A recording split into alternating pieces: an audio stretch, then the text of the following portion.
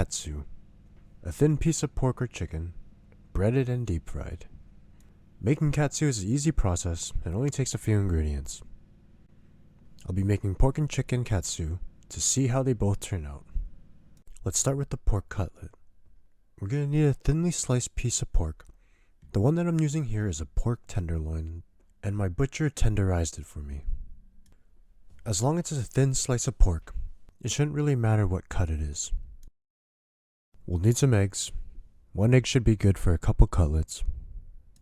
Some flour, and panko breadcrumbs. We'll grab 3 plates for each of the ingredients to coat the pork.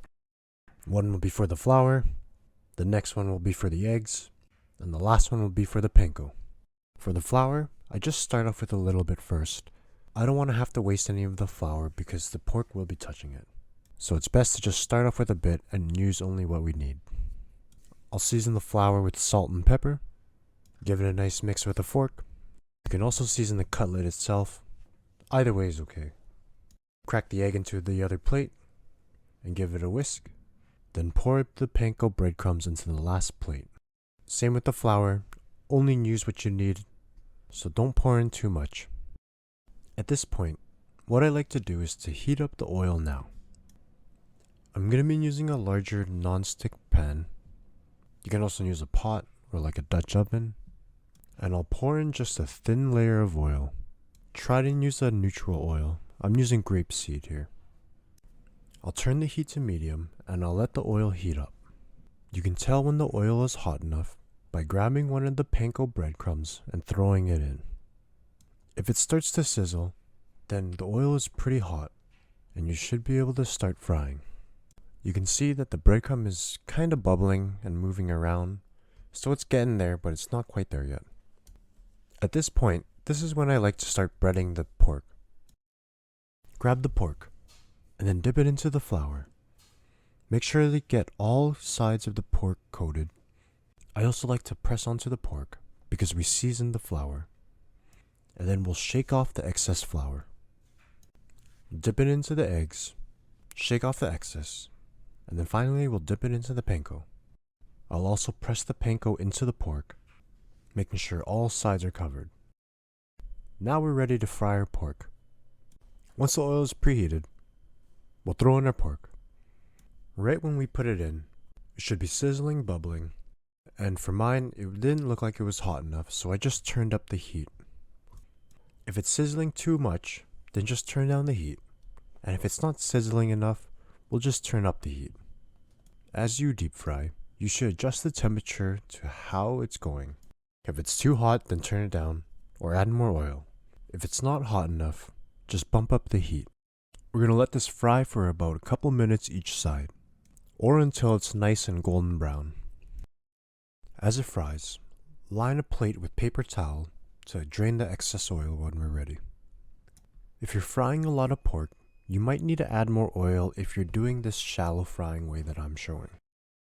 I'll continue to fry the rest of the pork, and here's all the katsu.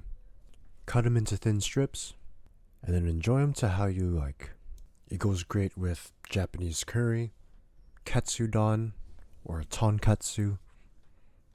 I'll have a link to the video of where I made Japanese curry and I used this katsu here. And if you haven't already, please like the video and subscribe. It helps me to know if you guys are enjoying the content, and I appreciate your time. Now we will make the chicken katsu. I have 4 chicken breasts here. I've taken off the tender, and what we'll do is that we'll cut these breasts in half because we want that thin cutlet shape. I like to start cutting on the thicker end, holding down the breast, and then just taking my time and slicing through. Take your time because we don't want to accidentally cut through and make a hole somewhere. And I would say that these are pretty thin on its own already. If your chicken is much thicker, I would bash them with a pan or a meat hammer. Here's all the chicken breasts that were cut in half, and we'll do something a little bit different from the pork. When I did the pork earlier, I seasoned the flour instead of the pork itself. This time, I'll season the meat instead of the flour. Now we do the exact same steps for the coating. We need 3 plates, 1 for the flour, 1 for the egg, and 1 for the panko breadcrumbs. I won't season the flour this time since we seasoned the chicken, and I'll whisk up the egg. We'll do the same process as the pork.